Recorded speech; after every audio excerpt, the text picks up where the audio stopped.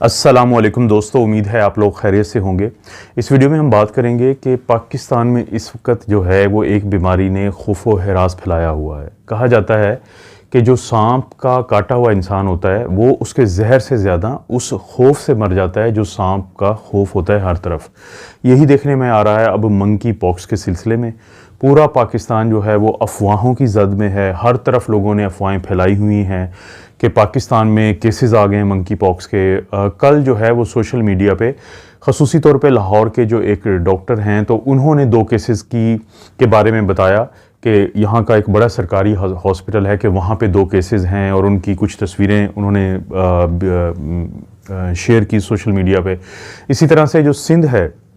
वहाँ पे कराची में भी जो बड़े हॉस्पिटल्स हैं उनके भी सर्कुलर्स जो हैं वो हर एक शख्स जो एक दूसरे से शेयर कर रहा था ये बताते हुए कि वहाँ पे केसेस हैं।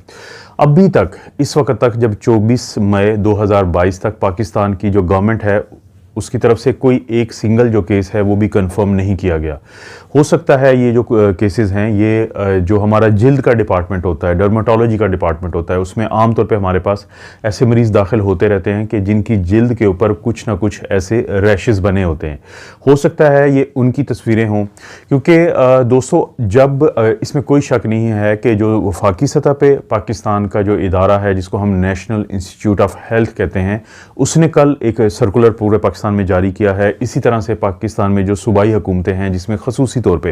पंजाब की हुकूमत है और सिंध की हुकूमत है, तो उन्होंने भी एक जो सर्कुलर है, एक एलामिया है, मुख्तलिफ अपने जो डिपार्टमेंट्स होते हैं उनको जारी किया है कि वो बहुत ज़्यादा मुहतात रहें। इस बात के चांसेस हैं कि पाकिस्तान में जो मंकी पॉक्स के केसेस हैं वो आ सकते हैं किसी भी वक्त। उसकी जो बड़ी वजह है वो ये है कि मंकी पॉक्स के जो केसेस हैं वो बरतानिया में बढ़ रहे हैं और कोई भी ऐसी बीमारी जिसको हम इन्फेक्शियस डिजीज़ कहते हैं जो एक इंसान से दूसरे इंसान में लगती है, वो अगर बरतानिया में आ गई है तो बहुत ज़्यादा चांसेस होते हैं कि वो आखिरकार पाकिस्तान में पहुंच जाएगी। इसकी बड़ी वजह क्या है कि पाकिस्तान और बरतानिया के दरमियान जो ट्रैवल है या जो सफ़र करने वाले लोग हैं उनकी तादाद बहुत ज़्यादा होती है। पाकिस्तानियों की एक बड़ी तादाद जो है वो रोज़गार के सिलसिले में और फैमिलीज़ के सिलसिले में बरतानिया और पाकिस्तान में आती जाती रहती है। तो इसीलिए बहुत ज़्यादा डर तो है, खौफ तो है कि मंकी पॉक्स के केसेस, क्योंकि ये एक इंसान से दूसरे इंसान में लगने वाली बीमारी है, ये कंटेजियस डिजीज़ है और बरतानिया में इसके केसेस जो हैं वो हर रोज़ तकरीबन और बढ़ते जा रहे हैं। तो इस तरह की कोई भी जो बीमारी है उसके चांसेस ज़रूर हैं कि वो बरतानिया से पाकिस्तान में मुंतकिल हो जाए। एक बहुत बड़ी जो कन्फ्यूजन है वो कन्फ्यूजन ये है कि ये किस किस्म के लोगों में मंकी पॉक्स देखने में आ रही है। पिछली वीडियो में मैं थोड़ा सा अवॉइड किया था ये बात करने में, लेकिन ज़्यादातर जो केसेस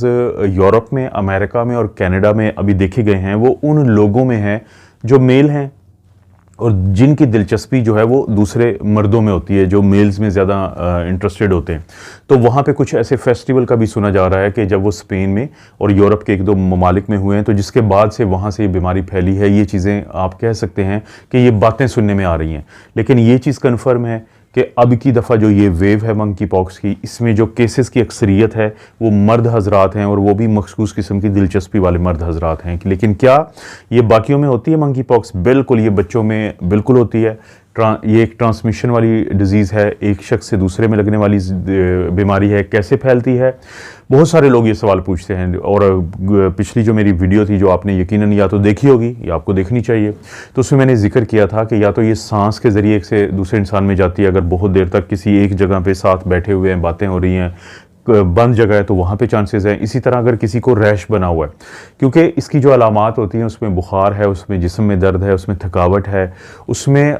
जब बुखार ख़त्म होता है तीसरे चौथे दिन जाके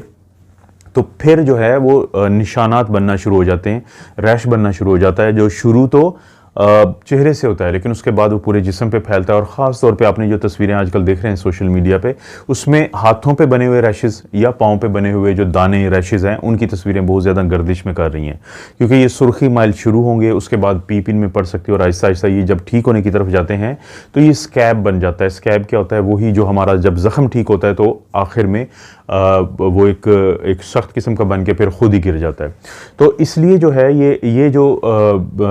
इसका फैलाव है वो उन जो स्कैब्स हैं या अगर पस पड़ी हो, रेशा पड़ा हो तो उससे ये हो सकता है, या अगर एक बिस्तर है जिस पे इस तरह का कोई मरीज़ सोता हो, रेस्ट करता हो और कोई और शख्स वहाँ पे लेट जाए तो उस पे चांसेस हैं कि उसको वो फैल सकता है। तो इसलिए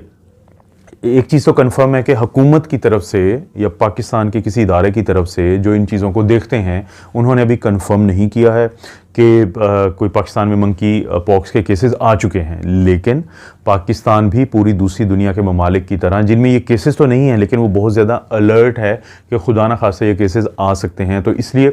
जैसे कोई कंफर्म हुआ तो मैं आप दोस्तों को ज़रूर बताऊंगा। लेकिन हर हुकूमत ने ये अलर्ट जारी कर दिया है, अपनी जो बेड्स हैं वो मखसूस कर दिए गए हैं, अपने जो कुछ डिपार्टमेंट्स हैं हर हॉस्पिटल के, बड़े बड़े हॉस्पिटल्स की मैं बात कर रहा हूं, तो उनको मखसूस कर दिया है क्योंकि आइसोलेशन बहुत ज़रूरी है 21 दिनों के लिए। इस तरह का कोई भी मरीज़ जिसको बुखार और बुखार के साथ ये अलामात और ख़ास तौर पे रेशे वाले दाने और जो लिम्फ नोड होते हैं हमारे, अगर वो बढ़ जाएं, जिसे हम लिम्फोडिनोपैथी कहते हैं, जैसे बेल्जियम है वहाँ पर तो मैंडेटरी हो चुका है, वहाँ पर अब लाजमी हो चुका है कि कोई भी ऐसा शख्स जिसको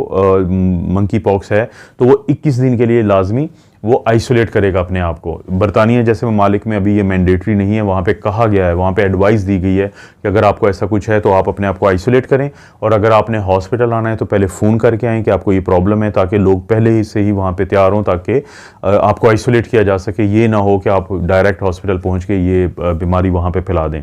तो इस वक्त पाकिस्तान में कन्फर्म नहीं है, जैसे जैसे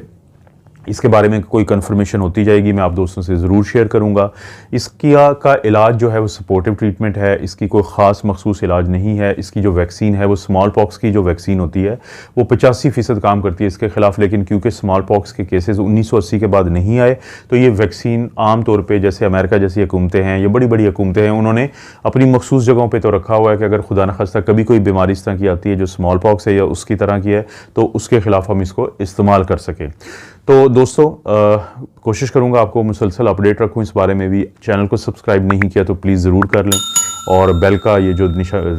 निशान है इसको ज़रूर दबाएं। अगर दिल की बीमारियों के बारे में जांचना चाहते हैं तो ये वाला चैनल विज़िट कर लें, और अगर सवाल जो आपके सिलसिले में आपकी दिलचस्पी है तो ये वाला आप चैनल जो है ज़रूर विज़िट कर लें। आप अपना और अपनी फैमिली का ख्याल रखें। अल्लाह ताला आपको और आपकी फैमिली को हर किस्म की बुराई, बीमारी और आजमाइश से महफूज रखें।